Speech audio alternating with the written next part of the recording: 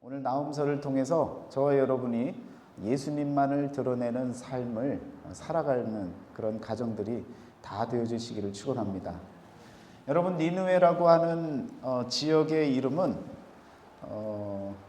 역사 속에서요, 사실은 기록물에는 조금 남겨져 있었지만 유물과 유적이 역사 속에서 없었습니다.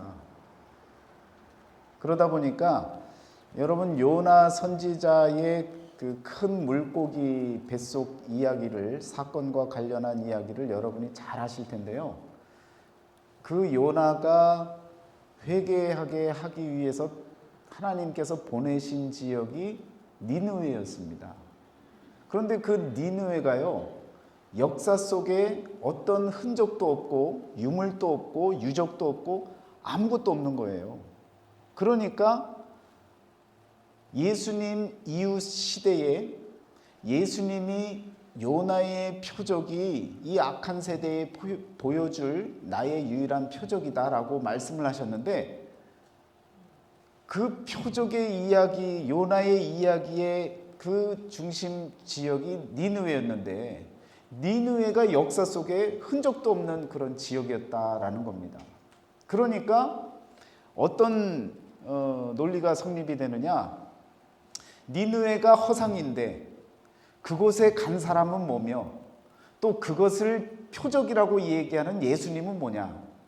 이거 다 거짓말이다.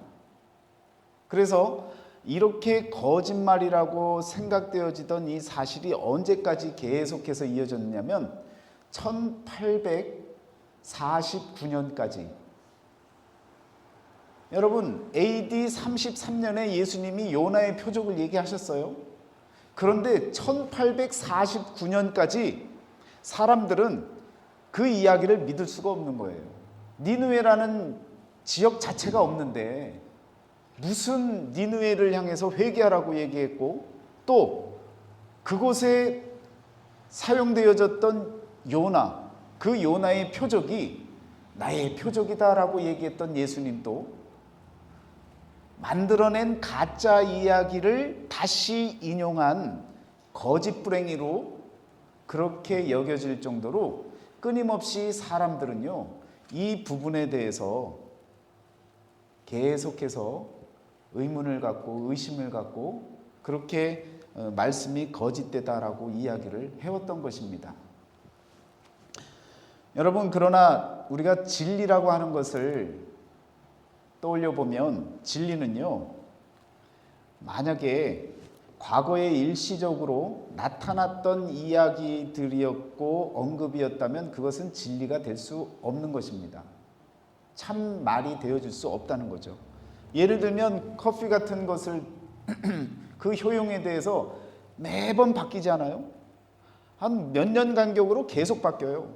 뭐 하루에 3잔을 먹으면 좋다, 아니다, 한 잔도 먹으면 안 된다, 뭐 설탕을 넣으면 안 된다, 아니다, 뭐 많이 마실수록 몸에 있는 뭐 안 좋은 것들을 빼준다, 뭐 이런저런 이야기로 커피만 해도요, 해석하는 사람, 연구하는 사람, 또 조사하는 사람에 따라 내용이 다 달라집니다. 그러면 그것에 대한 우리가 참말이 뭐냐라고 물으면 찾을 수가 없다는 거죠.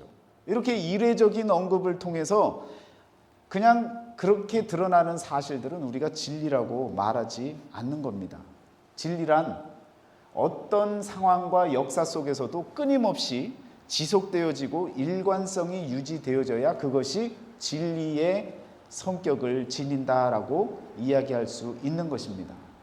그러면 하나님의 아들이신 예수 그리스도의 메시지는, 여러분, 만약에 니느웨를 언급을 하셨는데 니느웨가 없는 가상의 지역이었고 만들어낸 이야기의 한 부분이었다면, 하나님의 아들 예수 그리스도의 메시지는 거짓이 되는 것입니다. 몇 천 년 동안 그렇게 거짓인 줄 알았던 거예요.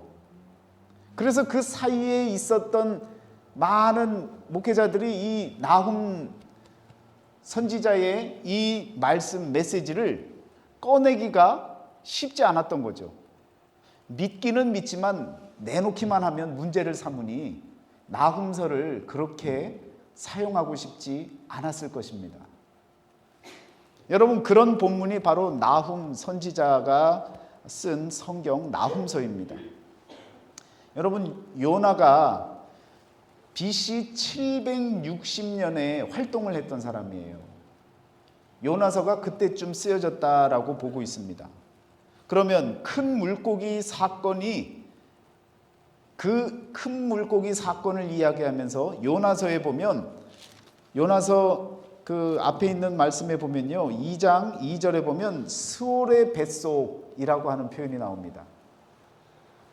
물고기, 큰 물고기의 뱃속이 스올의 뱃속과 같다라고 하는 이런 표현을 쓰고 있는데, 음부의 권세라고 하는 이런 표현을 요나서에서 사용을 하고 있는데, 큰 물고기 자체가 요나도 가짜고 니느웨도 가짜고 다 가짜니까 이 말씀을 언급하고 표현한 것 자체도 다 의미가 없어지게 되어질 수 있는 상황입니다.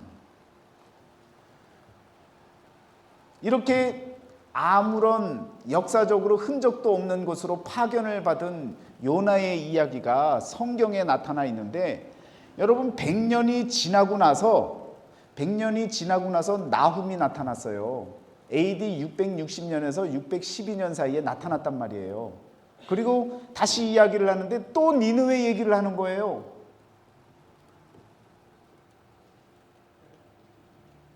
안 그래도 거짓말 같은 요나의 얘기가 있었는데 100년 후에 또 나타나서 니느웨가 이제는 멸망을 한다는 거예요.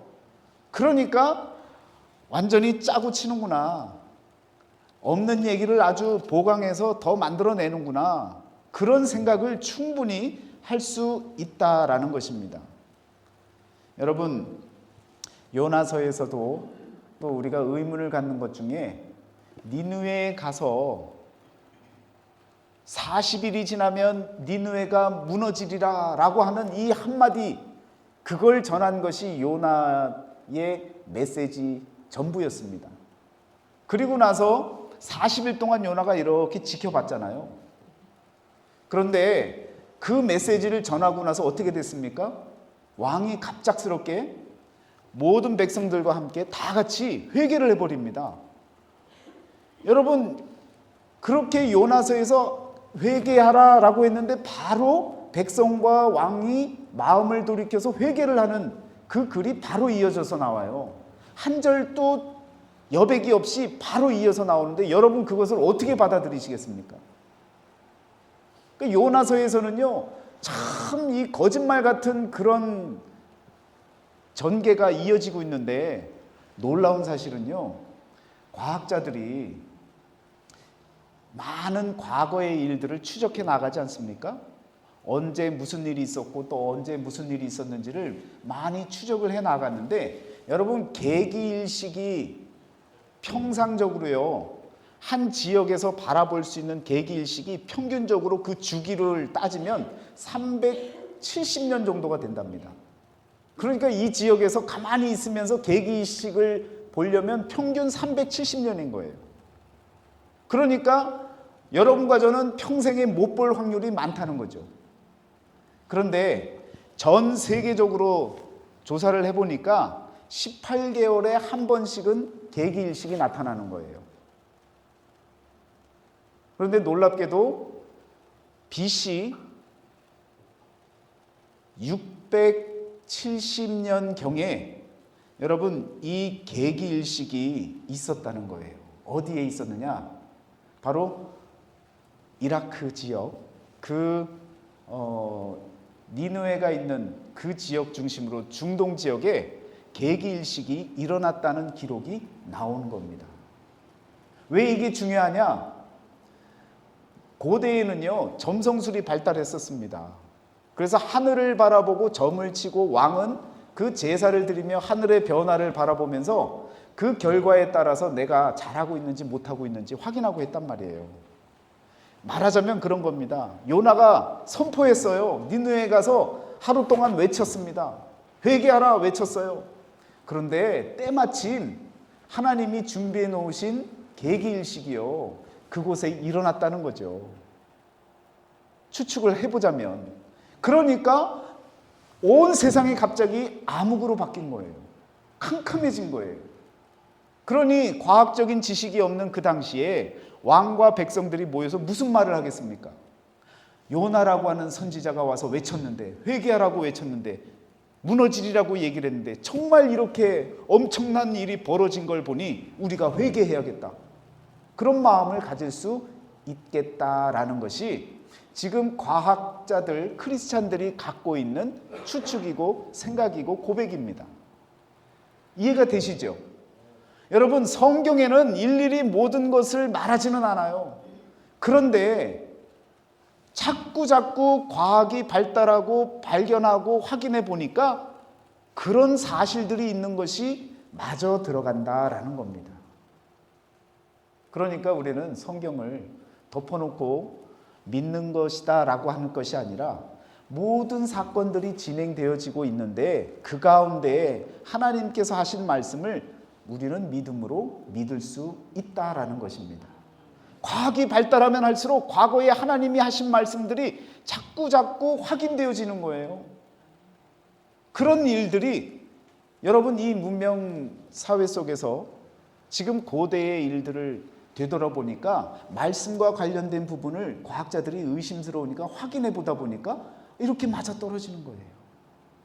우리는 그래서 성경에 다 쓰여져 있지는 않지만 우리는 하나님을 믿을 수가 있습니다. 지금껏 성경에 문제가 있다라고 여겨서 파봤더니 문제된 것이 하나도 없는 거예요. 앞으로도 없을 겁니다.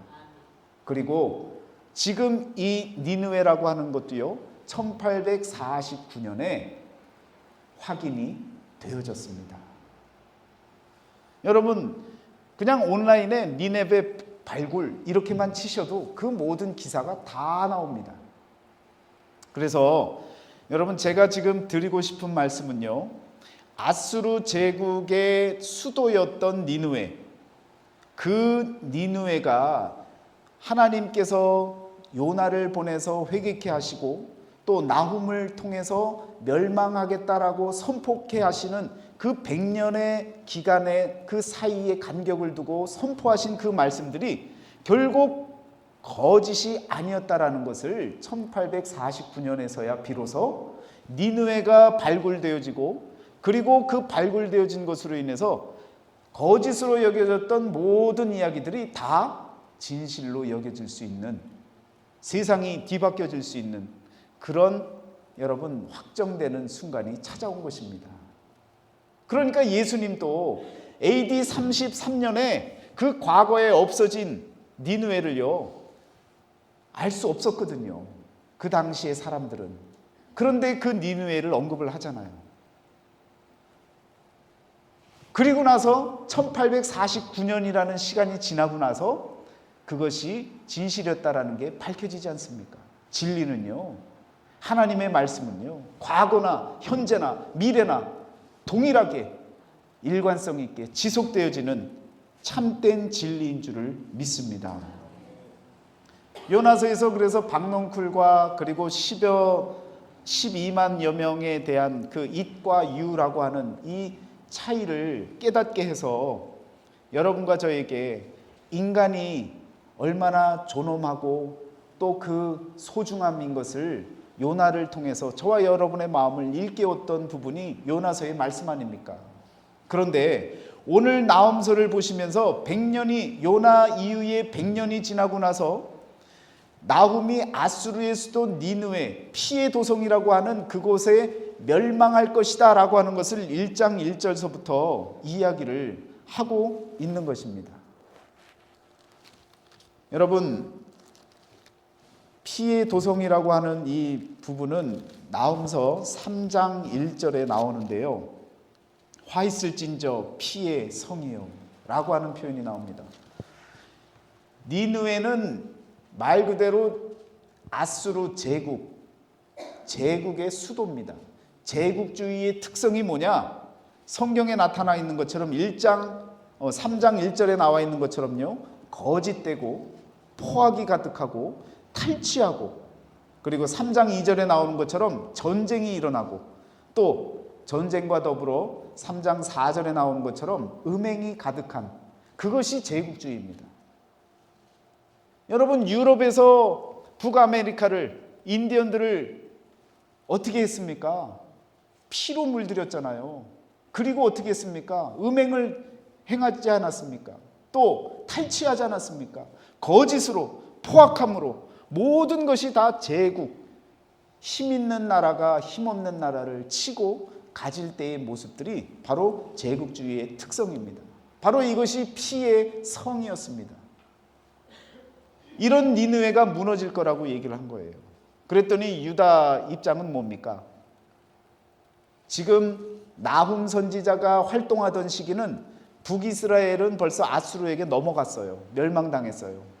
그리고 660년경에 나훔 선지자가 활동을 했으니까 586년에 남유다도 바벨론에 의해서 멸망을 하게 되어지는데, 그 중간 사이에 지금 나훔이 이 아수르의 제국의 그 수도인 니느웨가 멸망할 것이다 라는 이야기를 하니까 유다인들은 어떤 마음이겠습니까? 그렇지, 우리를 건들면 하나님이 가만히 안 계셔, 이런 마음을 충분히 가질 수 있다는 겁니다. 여러분 생각해 보세요. 여러분을 누가 세상이 건들면 하나님이 어떻게 하시겠어요? 가만히 계시겠습니까? 우리는 어떤 마음이 있어요? 하나님이 대신 싸워주실 것이다 라는 마음이 있죠. 그런데 잘 들어보세요. 지금 그 말씀이 나홈서 1장 2절에 나오는 표현인데요. 여호와는 질투하시며 보복하시는 하나님이시니라. 충분히 우리가 유다의 입장처럼 그렇게 우리를 건들면 하나님이 가만 계시지 않을 거야 생각할 수 있어요. 그런데 하나님은요, 보복하시고 진노하시되 자기를 거스리는 자, 나를 쳤기 때문에 하나님이 그 사람을 치는 것이 아니라 하나님께 배신하고 하나님을 대적하고 하나님을 거스리기 때문에 하나님이 치신다는 거예요. 여러분 잘 아셔야 되는 겁니다. 유다 백성들은요, 늘 언제나 선민사상에 매여 있어서요, 하나님이 우리를 선택하시고 우리를 지켜주신다고만 알고 있었지 제대로 모르고 있었던 거예요.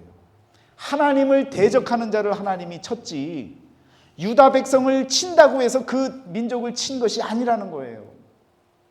바꿔 말하면 세상 사람이 여러분을 친다고 해서 그 사람을 하나님이 치시는 것이 아니라 하나님을 대적하고 하나님을 거스리기 때문에 그 사람들이 치임을 받는다는 겁니다. 이건 큰 차이가 있는 거예요. 자기 중심적으로 신앙생활을 하고 있었던 유다 백성과 오늘 저와 여러분들이 비슷한 면을 갖고 있기 때문에 이것을 꼭 아셔야 된다는 겁니다. 나를 건드니까 하나님이 움직이시는 것이 아니라 하나님을 대적하고 하나님을 거스르기 때문에 하나님이 치신다는 말씀인 것을 기억하시기를 바랍니다. 그러면서 하나님은요, 1장 3절에 노하기를 더디하시는 하나님, 그런 하나님이라는 것이죠. 그래서 여러분, 이 더디하시는 이유가 뭡니까? 죄를 깨닫고 돌이키라는 거죠. 그런데 이 아수르는요, 어떤 마음이었냐면 하나님을 대적하고 하나님을 거스르는 막말들을 막 했습니다. 이것이 어디에 나오냐면 열왕기 하 18장 33절 이하에 보면 여러분 잘 아시는 그 아수르 랍색의 장군 이야기가 나오죠. 그래서 너희 하나님 도대체 어디냐? 누가 구원해 준다는 거냐? 그 여호와가 도대체 누구냐? 우리 손으로부터 어떻게 구해낼 수 있다는 거냐? 이런 표현들의 막말들을 막 하고 있는 거예요. 그런 아수르를 하나님이 치셨다라는 것입니다. 치시겠다고 말씀하시는 거예요. 그런데 1장 8절이 오늘 중요한 말씀입니다. 같이 읽겠습니다. 그가 범람하는 물로 그곳을 진멸하시고 자기 대적들을 흑암으로 쫓아내시리라. 여러분, 고대의 메소포타미아 지역에 티그리스 유프라테스 강이 있는 걸 여러분이 아실 거예요. 그런데 그 강들이요, 1년에 한두 차례씩 무슨 일이 벌어지냐면 홍수가 일어납니다. 그래서 홍수가 일어나서 강이 범람을 해버립니다. 그 물이요, 그냥 지역을 막 다 범람해서 물난리가 나는 거예요. 그런데 BC 609년에 큰 범람이 일어났습니다. 그렇게 일어났는데 어떻게 됐느냐면, 여러분 티그리스강 위편에 있었던 그 니느웨 성이 있는데요. 그 성을 강이 범람해서 이 토사들이요, 그 지역을 덮어버리는데 얼만큼 덮어버리느냐? 높이가 6m가 넘는 높이로 그 성을 싹 덮어버렸습니다. 1장 8절 말씀이 그대로 성취가 되어진 거예요. 그래서 1장 8절을 다시 보시면, 그가 범람하는 물로 그곳을 진멸하시고 자기 대적들을 흑암으로 쫓아내시리라. 그래서 6m 높이의 그 지역을 싹 덮어버린 겁니다. 그리고 나서 니느웨라고 하는 그 지역이 역사 속에서 사라진 거예요. 믿거나 말거나입니까? 아니에요, 여러분. 니네베 발굴이 시작되어졌는데, 그때 그 레이어드라고 하는, 어스틴 헨리 레이어드라고 하는 사람이요, 그곳을 팠어요. 혼자 삽질을 한 거예요. 삽으로 파서 일주일 내내 파서 한 6m를 팠더니 벽돌들이 나오는 거예요. 그래서 그곳을 여러분 펜실베니아 대학하고 그리고 대형박물관하고 같이, 영국하고 같이 조인을 해서요, 그곳을 파들어가 갖고 발굴을 해 갖고요, 그 니느웨 그 성 자체를 다 복원을 시켰습니다. 엄청난 일을 한 거죠. 그래서 그곳에서 난 유물과 유적들이 다 지금 어딜 가 있느냐? 대형박물관에 다 들어가 있는 거예요. 대형박물관에 들어가면 책자에 보면, 저는 못 갔다 왔으니까 책자를 보면 어느 그 문명서부터 나와 있느냐면 이집트 문명부터 나와요. 그리고 아수르 문명, 그리고 바빌론 문명, 페르시아 문명, 헬라 문명, 로마, 이렇게 여러분 그 제국들의 역사를 펼쳐놨는데, 그게 바로 성경의 역사입니다. 두 번째, 그 아수르의 제국에 대한 이야기는 많이 있었는데 전혀 없었던 것이 1849년에 발굴이 되어져서요, 그곳에서 찾아낸 것들이 다시금 그 대형 박물관에 잘 보관이 되어져 있는 겁니다. 그래서 여러분 타임즈에 그냥 놀랄 일이 그때 당시에 엄청난 이슈가 되어진 거죠. 심지어 그곳에서 길가메시라고 하는 인간 문명사에서 처음 쓰여진 최초의 서사시도, 아카드어로 쓰여진 그 책도 여러분 나타나서 사람들이 어떻게 생각하고 어떻게 글을 썼는지에 대한 것도 그곳에서 나오고 했습니다. 얼마나 놀라운 일인지 모릅니다. 여러분들은 전혀 안 놀라우신 일같이 보여요.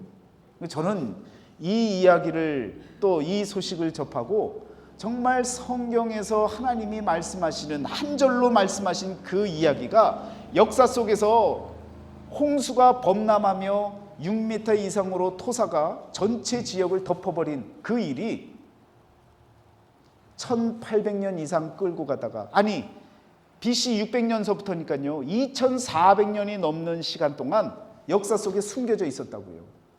그런데 예수님이 그걸 언급한 것 아닙니까? 그러니까 누가 봐도 전혀 근거가 없었던 일을 예수님이 말씀하셨으니 예수님이 거짓말장애가 될 뻔했는데, 1849년이 지나고 나서야 드디어 예수님의 말씀이 거짓이 아닌 것을 드러내는 역사가 일어난 것입니다. 성경에 나타나 있는 많은 사실들이요, 역사 속에 아직도 감추어져 있는 사실들이 많습니다. 파내면요 다 드러납니다. 하나님의 말씀이 진리이고 참된 것임이 계속해서 드러날 줄 믿습니다. 나훔서 1장 15절을 보세요. 그러면 유다야 내 절기를 지키고 내 소원을 갚을지어다, 이런 말씀이 나오죠. 유다 족속들은요, 지금 어떤 마음으로 지금 이 말씀을 듣고 있었냐면, 우리를 건들면 너네 하나님이 멸망시킬 거야 라고 하는 마음을 갖고 지켜보고 있었거든요. 그러니까 하나님은 뭐라고 말씀하시는 거예요? 유다야, 정신 차려라. 네가 신앙을 지키고 너의 신앙을 지켜야지, 지금 누가 심판을 받을까 안 받을까 그거 관심하고 곁눈질을 하지 말아라. 네 신앙을 지켜라. 네가 지켜야 할 절기를 지키고 네가 하나님 앞에 서원했던 것을 갚기 위해서 애써라. 하나님과 약속한 너의 신앙을 지켜라. 이렇게 말씀하고 계시는 거예요. 여러분, 이 똑같은 말씀을 요한복음 21장 22절에 베드로가요, 여러분, 예수님을 팔아버렸던 유다를 향해서 가리키면서, 예수님, 저 인간 어떻게 해야 됩니까? 저 인간 어떻게 해야 되지 않겠습니까? 라고 물을 때 예수님이 뭐라고 말씀하십니까? 네게 무슨 상관이냐? 너는 나를 따르라. 여러분, 똑같은 의미의 말씀 아니에요? 저 인간 저거 벌 받는 거 내가 봐야 되겠습니다 라고 했던 사람이 요나와 그리고 유다 백성들의 마음이었어요. 오늘 이 시대에 저와 여러분들도 세상이 무너질 것을 기대하고 지금 하나님 무너지게 해주세요. 무너지게 해주세요. 저 인간들 멸망받게 해주세요. 이런 마음을 갖고 있다면 정신 차리라는 거예요. 유다야, 내 절기를 지켜라. 네가 서원한 것을 지키기 위해서 힘써가라. 내가 무슨 상관이냐? 너는 나를 따르라. 하나님과 나의 관계가 중요하지. 자꾸 옆집 믿지도 않고 매일 주일마다 놀러 가는데 사업은 성공하는 것 같고, 그래서 저 인간 저 가정 무너져야 되는 것 아닙니까? 그러면서 언제 무너질까 이렇게 지켜보고 있다면 정신 차리라는 거예요. 하나님과 나와의 관계지, 심판받을 사람들을 들어서 언제 멸망할까 그 관심 갖지 말라는 겁니다. 결국은요, 유다도 돌이키지 못해서 586년에 무너지는 거예요. 절기를 지키지 않았고 하나님께 서원한 일들을 행하지 않았기 때문에 무너지는 거예요. 오늘 우리들도 마찬가지입니다. 여러분, 하나님 앞에 서원하고 하나님 앞에 절기를 지키고 하나님 앞에 예배를 지키겠다고 마음으로 다짐하고 약속했던 모든 것, 하나님과의 관계에서 여러분만이 아는 그 모든 약속들, 그것이 무너지면요, 결국은 나도 무너지고, 우리 가정이 약속한 것을 지키지 못한다면 가정도 무너질 수밖에 없다는 사실을 기억하시기를 바랍니다.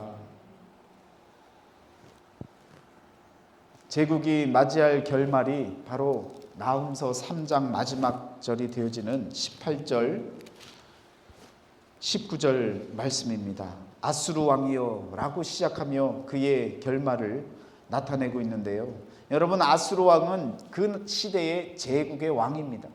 가장 강성한 나라의 왕이에요. 말하자면 세상의 왕 중의 왕인 거죠. 세상 왕을 일컫는 말씀이기도 한 것입니다. 여러분, 세상 왕은요, 결국은 무너지게 되어져 있는 거예요. 아무리 강해 보이고 아무리 튼튼해 보여도 하나님이 세운 나라가 아니면, 강성함이 아무리 크다 할지라도 결국은 무너질 수밖에 없는 것입니다. 나훔서는 그래서 의미가 있습니다. 세상은 무너질 것이고 하나님을 믿는 자들은, 하나님과의 관계를 지켜나가는 자는 하나님이 구원하시겠다라고 하는 이 메시지가 여러분, 나훔의 이름처럼 위로를 우리에게 허락해 주시는 거예요. 믿는 자들의 위로가 뭡니까? 하나님이 마지막에 구원해 주실 것이라는 것. 세상은 멸망하나 믿는 자는 하나님이 구원해 주신다라고 하는 이 마음이 바로 우리에게 위로가 되지 않습니까? 이것이 바로 나훔입니다. 나훔의 이름이 갖는 의미이며 그의 메시지이고 우리들에게 하나님께서 전달해 주시려고 하는 메시지인 줄 믿습니다. 선이 분명히 악을 이길 것입니다. 악인은 심판을 받을 것입니다. 의인은 구원을 받을 것입니다. 이것이 하나님께서 우리에게 주신 말씀이고 약속이고, 그리고 이것이 우리에게는 믿음으로 믿어질 때 위로가 되어지는 줄 믿습니다. 자, 오늘 제가 나훔서를 전하면서 요나까지 얘기하려니까 정신이 없습니다. 그런데 요나와 나훔 100년간의 간격을 갖고 있지만 그들이 전한 그 사실, 그 진실 공방을 계속 일으키게 만들었던 그 예언의 메시지, 그래서 그냥 니느웨가 토사로 덮여버렸던 그 시간 때문에 2400년 이상 동안 계속해서 성경이 공격을 받아왔고 예수님이 공격을 받아왔는데, 결국은 뚜껑을 열어보니 예수님의 말씀이 옳았다는 사실이 나타나는 겁니다. 그래서 여러분, 나훔서는요, 예수님을 더 드러내는 그런 메시지가 되어진 것입니다. 예수님만을 드러내는 그런 메시지이고 그런 인생의 삶을 살았던 나훔 선지자가 되어졌다라는 것입니다.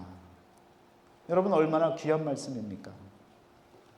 여러분과 저에게 이와 같이 나훔서를 통해서 위로가 되어지는 그런 은혜의 시간이 되어지시기를 축원합니다.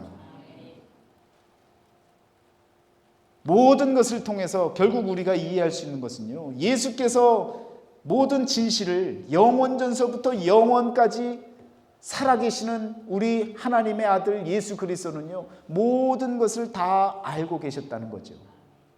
그리고 그 말씀을, 그 진실을 알고 계셨기 때문에 인간은요, 노력해서 과학 문명의 발달로 인해서 그 과거에 무슨 일이 있었는지를 찾아보니 예수님의 말씀이 옳았다는 것밖에는 확인되어지는 것이 없다는 것입니다. 얼마나 기쁘고 감사한 일입니까? 결국은요, 누가복음 24장 44절에 모세의 율법과 선지자들과 시편에 기록된 모든 것들이 다 나를 가리켜 한 말씀이다 라고 했던 예수님의 말씀이 정확하다는 거죠. 심지어 나훔의 메시지를 통해서도 예수 그리스도만이 드러나는 메시지가 되어진 것입니다. 여러분, 나훔서가 이만큼 힘이 있다고요. 이만큼 능력이 있는 하나님을 드러내는 귀한 말씀인 줄 믿습니다.